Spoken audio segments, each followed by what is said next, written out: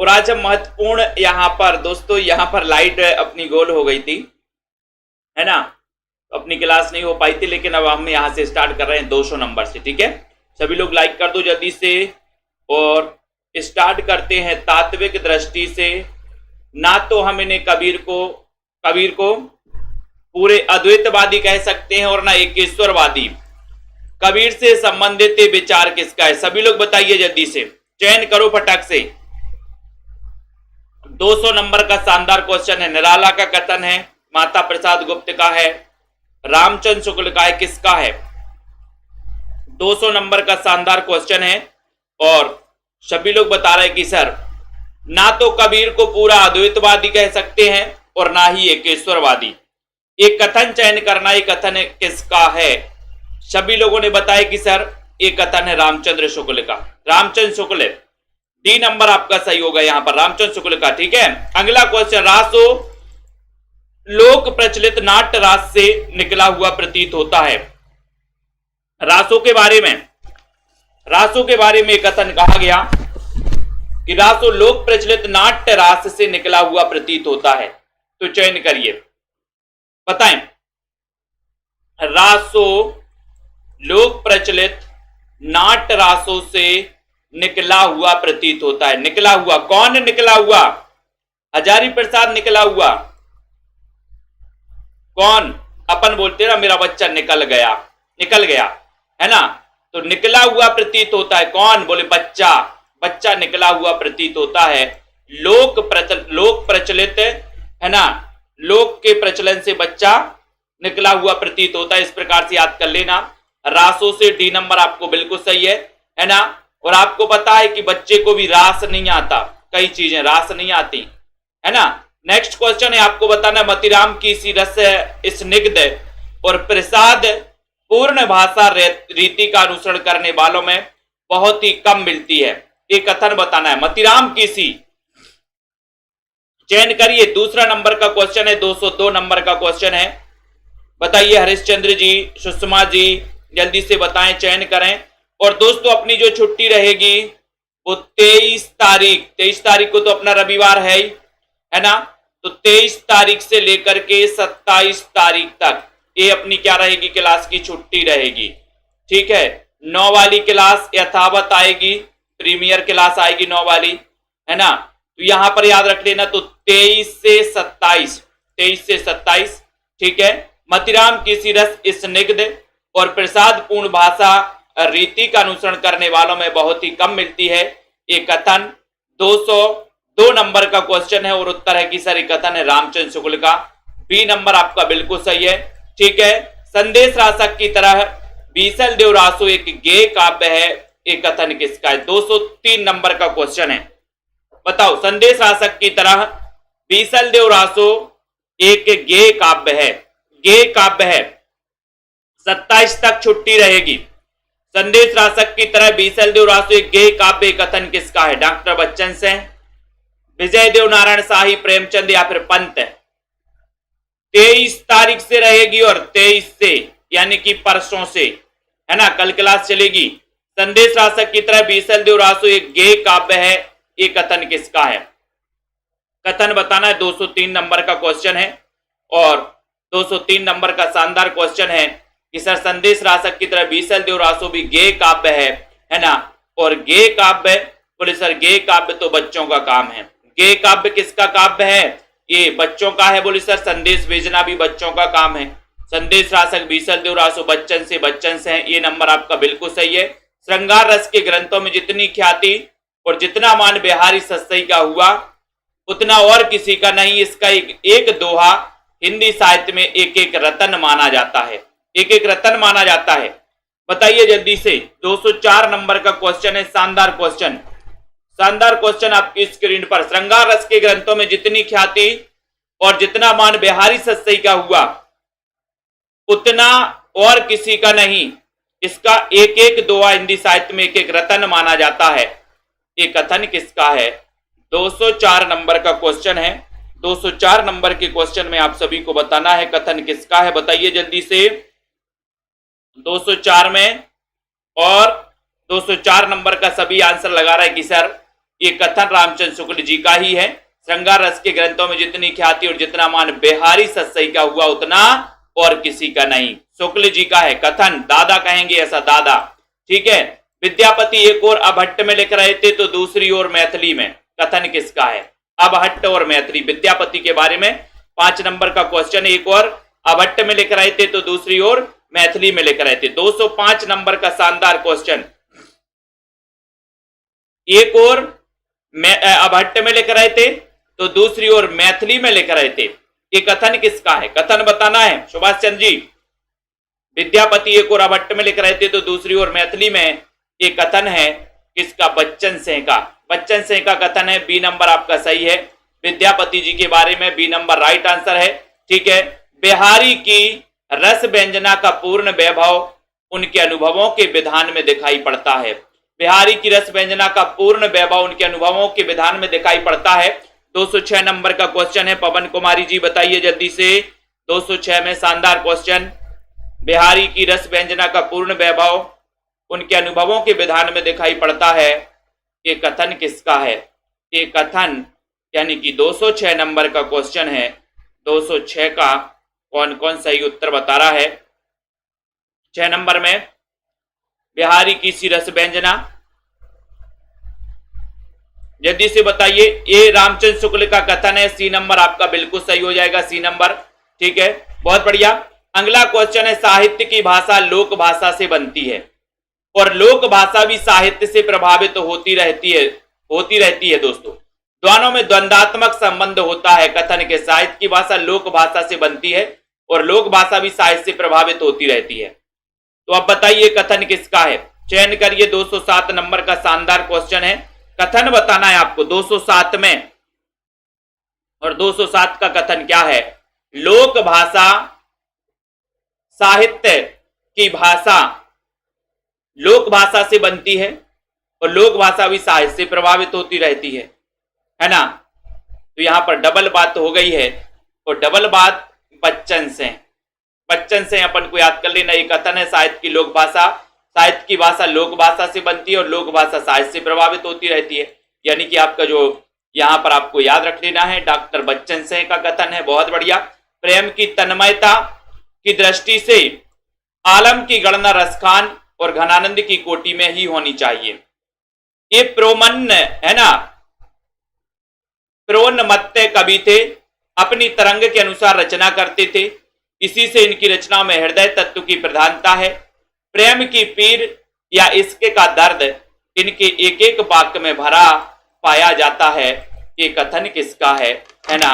जैसे अपन बोल देते इश्क का दर्द, उसे कहा जाता है प्रेम की पीर, प्रेम की पीर, है ना। तो यहाँ पर प्रेम की तन्मयता की दृष्टि से आलम की गणना रसखान और घनानंद की कोटि में होनी चाहिए। आलम की गणना, आलम की गणना बताइए जल्दी से। एक 208 नंबर का क्वेश्चन है। 208 नंबर के क्वेश्चन में सभी लोग बताएंगे और ये कथन किसका हो जाएगा, है ना। तो यहां पर अपन को याद रख लेना है कि प्रेम की पीर या इश्क का दर्द। बोले सर प्रेम की पीर हो या इश्क का दर्द, इसको बहुत अच्छे से समझ सकते हैं कौन? बोले दादा शुक्ला जी समझ सकते हैं, रामचंद्र शुक्ल है ना। तो रामचंद्र शुक्ल अपन को याद कर लेना। इनसे अच्छा कोई नहीं समझ सकता कि किसको प्रेम की दर्द है, किसको इश्क का दर्द है। यही समझते थे सब, कौन कवि को काय का दर्द है ना। तो याद कर लेना है, आलम की गणना रसखान और घनानंद की कोटि में होनी चाहिए। ये प्रेम की पीर या इश्क का दर्द इनके एक एक वाक्य में है। ये कथन रामचंद्र शुक्ल का है। शुक्ल जी से अच्छा कोई नहीं समझ सकता। ठीक है, अगले क्वेश्चन की ओर हम जाएंगे। अगला क्वेश्चन यहां पर आ रहा है दोस्तों, वीडियो को लाइक कर दो जल्दी से। कबीरदास में उलटवासियों और सूर में दृष्टिकूट दिखाई देते हैं। वे चर्या पदों में पहले से ही विद्यमान है। कथन किसका है? जल्दी से बताइए।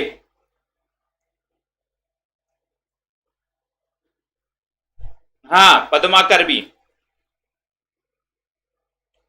कबीरदास में जो लटवासियों और सूर में दृष्टिकोण दिखाई देते हैं वे चर्या पदों में पहले से ही विद्यमान हैं।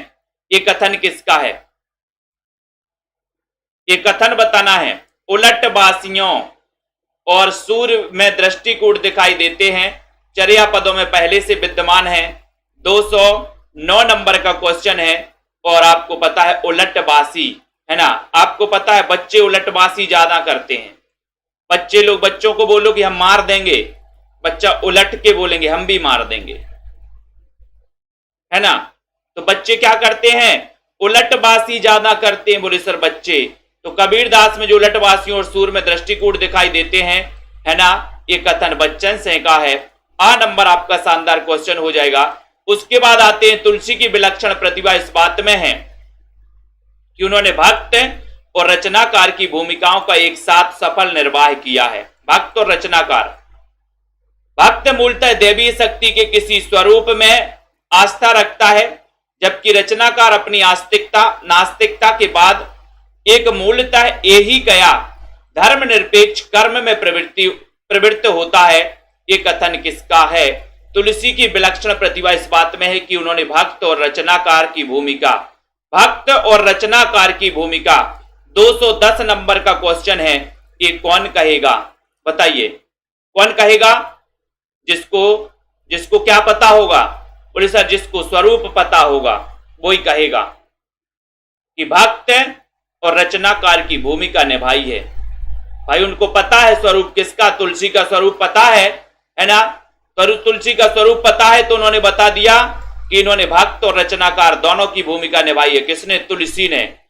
तो स्वरूप पता चलेगा तभी आप बता पाओगे, यानी कि उत्तर हो जाएगा राम स्वरूप चतुर्वेदी का एक कथन है कि तुलसी की विलक्षण प्रतिभा इस बात में है कि उन्होंने भक्त और रचनाकार की भूमिकाओं का एक साथ सफल निर्वाह किया है ना। तो ये नंबर राम स्वरूप चतुर्वेदी, स्वरूप पता है तभी तो बता पा रहे।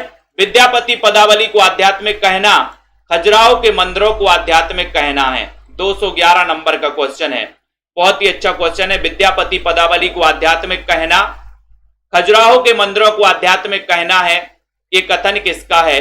211 नंबर का क्वेश्चन है। 211 नंबर के क्वेश्चन में आपको बताना है,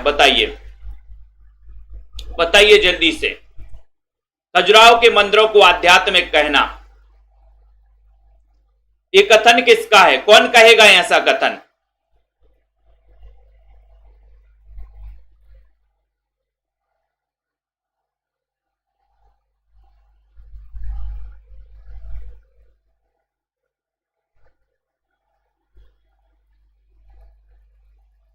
कौन कहेगा ऐसा कथन? विद्यापति पदावली को आध्यात्मिक कहना, खजुराहो के मंदिरों को आध्यात्मिक कहना है, ये कथन किसका है? शानदार कथन पूछा गया और ये कोई बच्चा ही कहेगा। बोले सर बच्चा, तो बच्चन से का कथन है कि विद्यापति पदावली को आध्यात्मिक कहना, खजुराहो के मंदिरों को आध्यात्मिक कहना है, ये कथन बच्चन से है। ये नंबर शानदार क्वेश्चन है। नाथपंथियों की एक नई जाति बन गई, ना हिंदू ना मुसलमान, ये कथन किसका है? 212 नंबर का क्वेश्चन। नाथपंथियों की एक नई जाति बन गई, ना हिंदू ना मुसलमान, कथन किसका है? फटाक से बताना है, चयन करना है। शानदार क्वेश्चन है तो जल्दी से बताइए कि कथन किसका है, कथन बताना है। नाथपंथियों की एक नई जाति बन गई, नई जाति 212 नंबर का क्वेश्चन है। 12 नंबर के क्वेश्चन में सभी लोग बता रहे हैं कि सर बच्चों की एक नई जाति बन गई, बच्चों ने एक नई जाति बना ली। बोले बच्चों की नई जाति, बच्चों की नई जाति, तो एक नई जाति बन गई किसकी? बच्चों की। तो एक नई जाति यहां पर पकड़ना है। तो ये बच्चों से बच्चन से का कथन है, नाथपंथियों की एक नई जाति बन गई, ना हिंदू ना मुसलमान, कथन है बच्चन से का। 3 नंबर आपका शानदार क्वेश्चन है। भावों का बहुत उत्कृष्ट और उदात्त स्वरूप बिहारी में नहीं मिलता, कविता उनकी श्रृंगारी है पर प्रेम की उच्च भूमि पर नहीं पहुंचती, नीचे ही रह जाती है, कथन किसका है? 213 नंबर में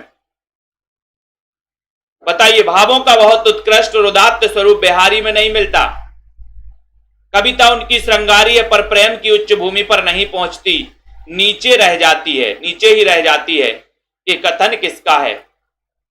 ये कथन बताना है, चयन करना है। तो 213 नंबर का क्वेश्चन है। 213 में भावों का उत्कृष्ट और उदात्त स्वरूप बिहारी में नहीं मिलता, बिहारी में नहीं मिलता, केशव में नहीं मिलता, ऐसे कथन कौन करेंगे? दादा यानी कि शुक्ला जी आ गए, रामचंद्र शुक्ल। ए नंबर आपका सही है, ठीक है।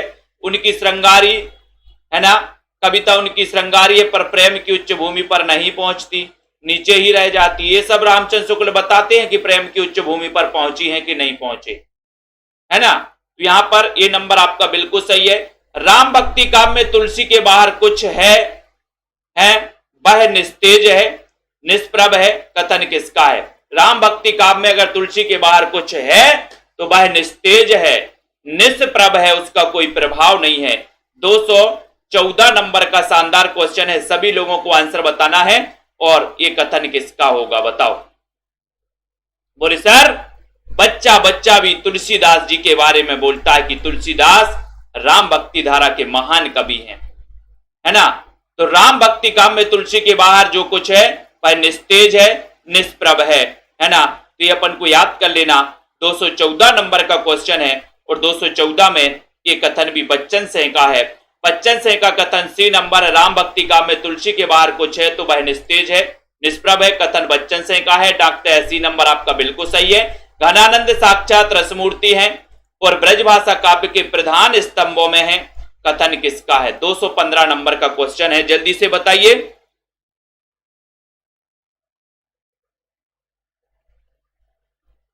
जल्दी से बताना, यहां पर ऐप से पढ़िए, ऐप से पढ़ना है आपको। घनानंद साक्षात रसमूर्ति है और ब्रजभाषा काव्य के प्रधान स्तंभों में है, ये कथन किसका है ना। अपनी छुट्टी है 23 तारीख से 27 तारीख तक, 23 से छुट्टी 27 तक, सभी लोग याद रखेंगे, ठीक है। तो यहां पर बाकी जिनको पढ़ना है वो रिकॉर्डेड से पढ़ते रहेंगे, कथन भी आपके ऐप में डल जाएंगे, उसमें जाके आपको पढ़ना है, ठीक है। तो यहां पर देखो घनानंद साक्षात रसमूर्ति है, ब्रजभाषा काव्य के प्रधान स्तंभों में एक कथन किसका है। 215 नंबर का क्वेश्चन है और 215 नंबर के सभी लोगों ने आंसर लगाया कि सर ये कथन है रामचंद्र शुक्ल का।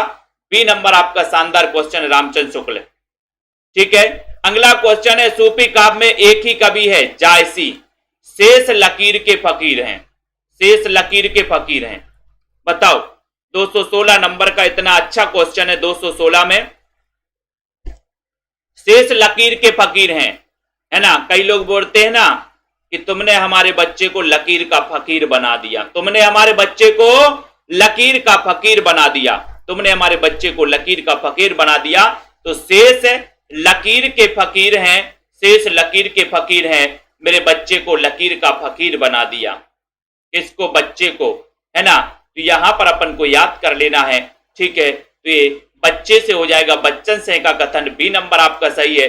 सूफी काव्य में एक ही कवि है जायसी, शेष लकीर के फकीर हैं, डॉक्टर, बी नंबर आपका शानदार क्वेश्चन है। ठाकुर प्रधानतः प्रेम निरूपक होने पर भी लोक व्यवहार के अनेकांगदर्शी कवि थे, कथन किसका है। 217 नंबर का क्वेश्चन है, सभी लोग बताइए जल्दी से, फटाक से बताइए। ऐप में लाइव क्लास नहीं चलती, ऐप में रिकॉर्डेड वाली रिकॉर्ड हो जाती, स्टोर हो जाती है अमर पाल जी, यहीं पर चलती है लाइव क्लास प्राइवेट वाली, है ना। तो यहां पर जल्दी से बताइए, जल्दी फटाफट से चयन करिए। ठाकुर प्रधानता है, जल्दी से बताओ, ठाकुर प्रधानता है,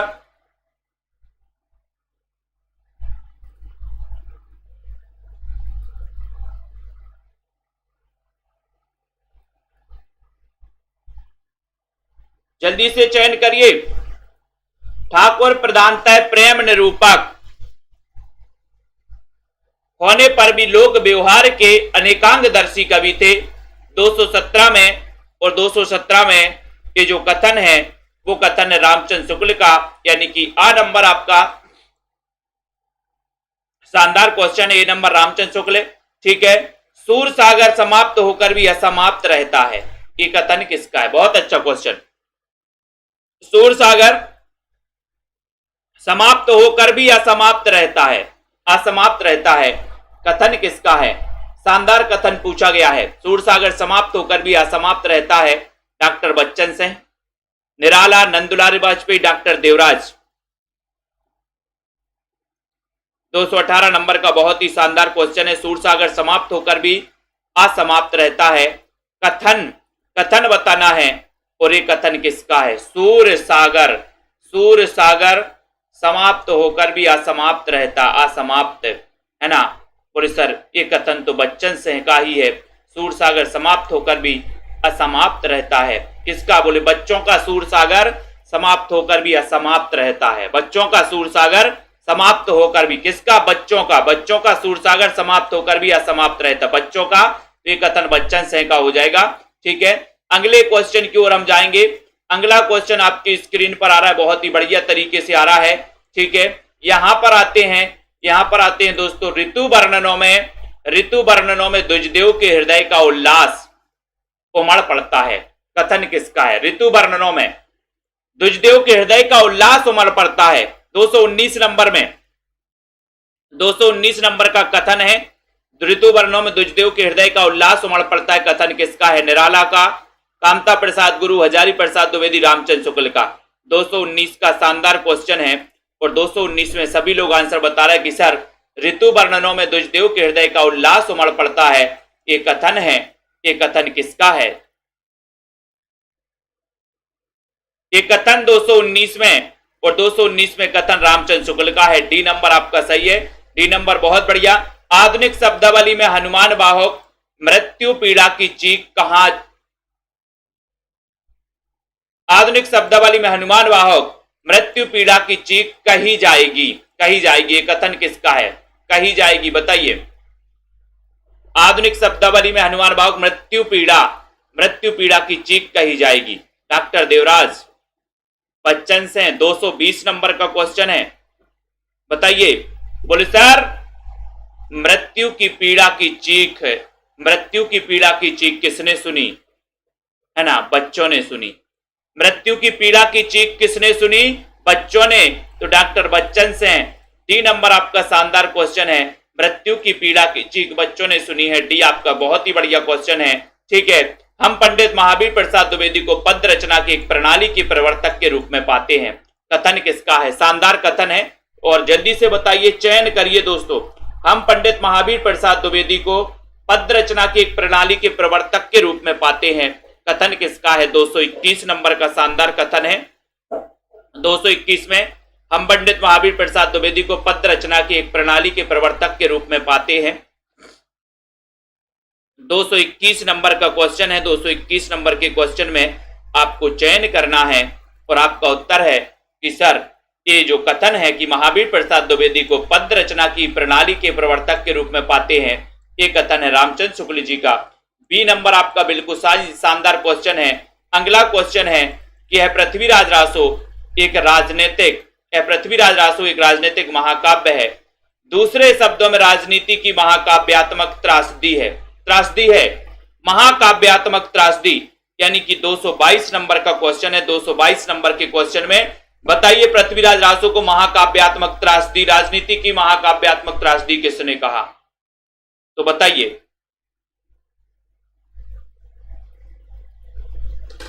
चयन करिए जल्दी से, बहुत ही शानदार क्वेश्चन है कि राजनीति की महाकाव्यात्मक त्रासदी किसने कहा है, ये आपको बताना है। लाला भगवान दीन ने, डॉक्टर बच्चन सिंह ने, राधाचरण गोस्वामी ने, प्रेमचंद ने, है ना। तो यहां पर एक बिल्कुल शानदार क्वेश्चन है कि सर राजनीति में बच्चों की महाकाव्यात्मक त्रासदी कर दी है। बच्चों की क्या कर दी? बोले महाकाव्यात्मक त्रासदी कर दी। किसने? राजनीति ने, है ना। राजनीति में बोले सर त्रासदी कर दी, किसकी? बच्चों की त्रासदी कर दी, बच्चों की। राजनीति ने तो बच्चों की त्रासदी कर दी। त्रासदी डी नंबर आपका शानदार क्वेश्चन है। हिंदी भक्ति काव्य का क्रांतिकारी पुरस्कर्ता कबीर है। कबीर है, कथन किसका है? हिंदी भक्ति काव्य का प्रथम क्रांतिकारी पुरस्कर्ता कबीर है। ये कथन बताना है। 223 नंबर का क्वेश्चन है। 223 में सभी साथी बताएंगे, बहुत ही बढ़िया क्वेश्चन। 223 में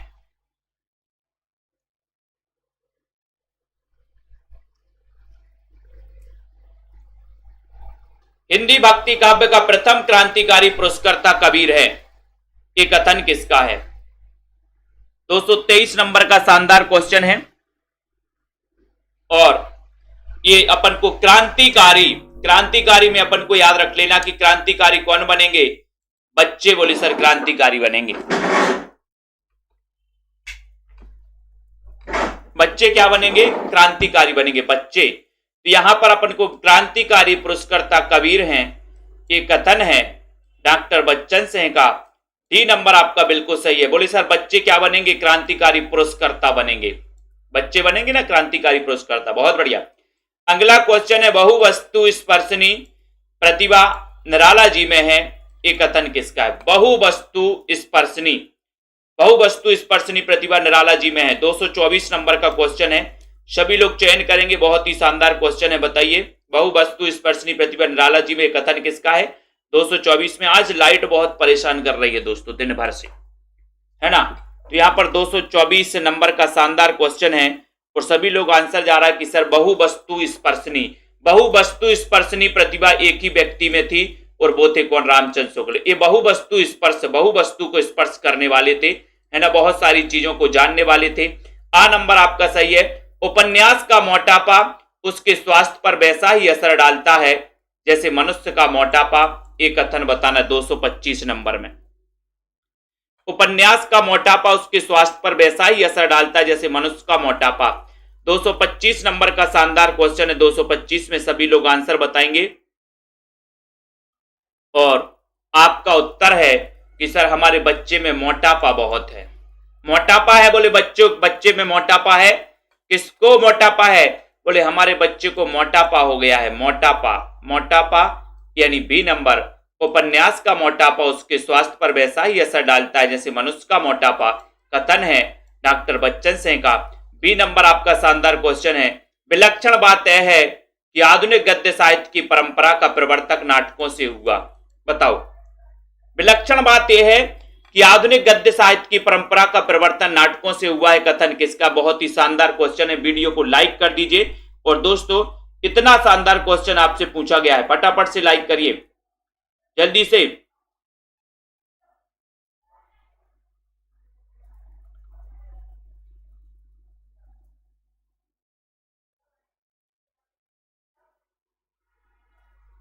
चयन करिए जल्दी से।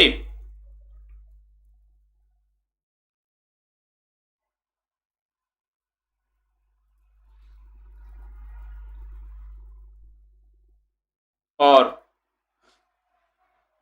यहां पर क्वेश्चन आपको दिख रहा है, सभी लोगों ने बताया कि सर विलक्षण बात यह है। 226 नंबर के क्वेश्चन में 226 में सभी का आंसर चला गया है रामचंद्र शुक्ल। विलक्षण बात यह है रामचंद्र शुक्ल। डी नंबर आपका शानदार क्वेश्चन है। रीतिकालीन कवि कविता के सौदागर थे। सौदागर, बहुत अच्छा, कविता के सौदागर थे रीतिकालीन कवि। रीतिकालीन कवि कविता के सौदागर थे, कथन किसका है? 227 नंबर का क्वेश्चन है। कविता के सौदागर थे 227 में। रीतिकालीन कवि कविता के सौदागर थे, ये कथन किसका है? पदम सिंह शर्मा का, बच्चन से, नामवार से, विजय देव नारायण शाही का। और सभी लोगों का आंसर है कि सर रीतिकालीन कवि कविता के सौदागर थे, ये जो कथन है 227 में सभी लोगों का आंसर है बच्चन, है ना। बच्चे जो होते वो सौदागर होते, बच्चे बड़े सौदागर होते। B number. बच्चे कैसे होते हैं? बोले सर सौदागर होते हैं। बी आपका शानदार है, बच्चे सौदागर होते हैं, ठीक है। सामाजिक जीवन की स्थिति और पुष्टि के लिए, स्थिति और पुष्टि के लिए करुणा का प्रसार आवश्यक है। सामाजिक जीवन की स्थिति और पुष्टि के लिए करुणा का प्रसार आवश्यक है, कथन किसका? 228 में बच्चे कैसे होते? सौदागर होते। बहुत बढ़िया। अब यहां पर 228 नंबर का क्वेश्चन पूछा गया, ये भी आपको बताना है, तो चयन कर दो जल्दी से। करुणा, और करुणा की बात कौन करेंगे? करुणा बताइए तेज प्रकाश जी। सामाजिक जीवन की स्थिति और पुष्टि के लिए करुणा का प्रसार आवश्यक है, ये कथन भी रामचंद्र शुक्ल का है। ये नंबर शानदार क्वेश्चन है। अगला है कबीर और तुलसी भाषा में एक मिशन के तहत लिख रहे थे, ये कथन किसका है? 229 में। कबीर और तुलसी भाषा में एक मिशन के तहत लिख रहे थे, एक मिशन के तहत लिख रहे थे। आगे विजय देव नारायण शाही, जॉर्ज ग्रियर्सन या फिर डॉक्टर बच्चन से। 229 नंबर का शानदार क्वेश्चन आपसे पूछा गया है, जल्दी से बता दो। 229 में और सभी लोगों ने बताया कि सर कबीर और तुलसी भाषा में एक मिशन, है ना। बोले सर कबीर और तुलसी एक मिशन के तहत लिख रहे थे, तो आपको पता है कि कबीर और तुलसी के प्रति एक मिशन बनाया है। किसने बनाया है? ठीक, किसने बनाया? बच्चों ने बनाया, बच्चों ने, है ना। तो कबीर और तुलसी का के लिए एक मिशन बनाया है। किसने? बच्चों ने, बच्चों ने बनाया। डी नंबर आपका बिल्कुल सही आंसर होगा, बच्चों ने। ठीक है, अगले क्वेश्चन की ओर हम जाते हैं। अगला क्वेश्चन आपकी स्क्रीन पर आ रहा है दोस्तों, सभी लोग लाइक कर दो। जैसे वीर कर्म से पृथक, जैसे वीर कर्म से पृथक वीरत्व कोई पदार्थ नहीं, वैसे ही सुंदर वस्तु से पृथक सौंदर्य कोई पदार्थ नहीं। कथन किसका है? 230 नंबर का। बहुत ही अच्छा क्वेश्चन है, जल्दी से बनाइए। आनंद जी, ये टेस्ट हो रहा है? टेस्ट नहीं हो रहा तो क्या हो रहा? ये टेस्ट ही तो हो रहा है। जैसे वीर कर्म से पृथक वीरत्व कोई पदार्थ नहीं, वैसे ही सुंदर वस्तु से पृथक सौंदर्य कोई पदार्थ नहीं है। इनको बार बार देखो। 230 नंबर का क्वेश्चन है, 230 में शानदार क्वेश्चन है। और 230 का है कि सर जैसे वीर कर्म से पृथक वीरत्व कोई पदार्थ नहीं, वैसे ही सुंदर वस्तु से पृथक सौंदर्य कोई पदार्थ नहीं। ये कथन है, ये कथन है, ठीक है, ये कथन है रामचंद्र शुक्ल, यानी कि ये नंबर आपका बिल्कुल सही है। ये नंबर बहुत अच्छा क्वेश्चन। मेरी एक दूसरी पुस्तक आचार्य रामचंद्र शुक्ल का इतिहास पढ़ते हुए छपी। मैंने उसमें लिखा कि नए इतिहास के लिए शुक्ल जी का इतिहास एक चुनौती है। नए इतिहास के लिए शुक्ल जी का इतिहास एक चुनौती है। कथन किसका है? एक चुनौती है, बताइए। 231 नंबर में, 231 में बहुत ही शानदार क्वेश्चन है। और मेरी जल्दी से बताइए। 31 में मेरी एक दूसरी पुस्तक आचार्य रामचंद्र शुक्ल का इतिहास पढ़ते हुए छपी। मैंने उसमें लिखा कि नए इतिहास के लिए शुक्ल जी का इतिहास एक चुनौती है। एक चुनौती, तो आपको पता है कि सर भारत में शुक्ल जी का इतिहास, शुक्ल जी का इतिहास एक चुनौती है। कहां पर? भारत में। भारत में तो एक कथन भारतेंदु जी का है। ये नंबर याद रख लेना, है ना। आप लोग तो वही में थे कि एक कथन बच्चन का आ रहा है, एक कथन आ रहा है रामचंद्र शुक्ल का। अब वही लगा रहे थे आप लोग। एक कथन में रामचंद्र शुक्ल ढूंढ रहे थे, एक में बच्चन ढूंढ रहे थे। देखो बच्चन ढूंढते आए हैं, है ना। ये कथन भारतेंदु जी का आ गया यहाँ पर। आ नंबर सही है, ठीक है, बहुत बढ़िया। खा गए ना, हो गए, गड़बड़ हो गए। तुलसी की वाणी एक और तो व्यक्तिगत साधना के मार्ग में विरागपूर्ण शुद्ध भगवत भजन का उपदेश करती है, दूसरी ओर लोकपथ में आकार पारिवारिक और सामाजिक कर्तव्यों को सौंदर्य दिखाकर मुग्ध करती है। कथन किसका? 232 नंबर का प्रश्न बताना है। 232 में, 232 का शानदार क्वेश्चन। पकड़ी गई ना? पकड़े गए, बहुत बढ़िया, है ना। 232 का क्वेश्चन बताइए जल्दी से। तुलसी की वाणी एक और व्यक्तिगत साधना के मार्ग में विरागपूर्ण शुद्ध भगवत भजन का उपदेश करती है, दूसरी ओर लोकपथ में आकर पारिवारिक और सामाजिक कर्तव्यों का सौंदर्य दिखाकर मुग्ध करती है। तो शुद्ध भगवत भजन कौन करता है? हिंदी साहित्य में शुद्ध भगवत भजन कौन करता है? तो शुद्ध भगवत भजन करते बोले सर कौन? रामचंद्र शुक्ल। ये शुद्ध भगवत भजन करते हिंदी साहित्य का, तो ये रामचंद्र शुक्ल। बी नंबर आपका सही है, शुद्ध भगवत भजन। कामायनी की दूरी जिस श्रद्धा पर आधारित है वह बदले हुए युग की देन है। कथन किसका है? कामायनी की दूरी जिस श्रद्धा पर आधारित है वह बदले हुए युग की देन है। 233 नंबर का क्वेश्चन है। 233 नंबर में आपको बताना है, बताइए, चयन करिए। कामायनी की दूरी जिस श्रद्धा पर आधारित है वह बदले हुए युग की देन है। और आपको बताइए, जल्दी से बताओ किसका कथन है। 233 नंबर का क्वेश्चन है, कथन बताइए।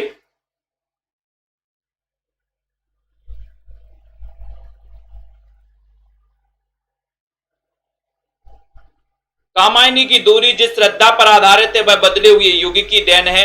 ये कथन भी किसका है? ये कथन है दोस्तों किसका?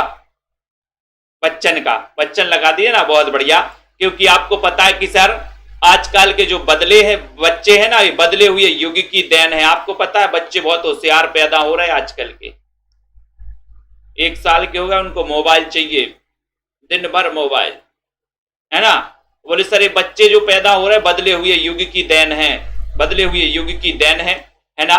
डी नंबर, ये भी आपको याद रख लेना है। उसके बाद अगला क्वेश्चन आ रहा है कि तुलसीदास जी उत्तरी भारत की समग्र जनता के हृदय मंदिर में पूर्ण रूप प्रेम प्रतिष्ठा के साथ विराज रहे हैं। 234 नंबर का शानदार क्वेश्चन है।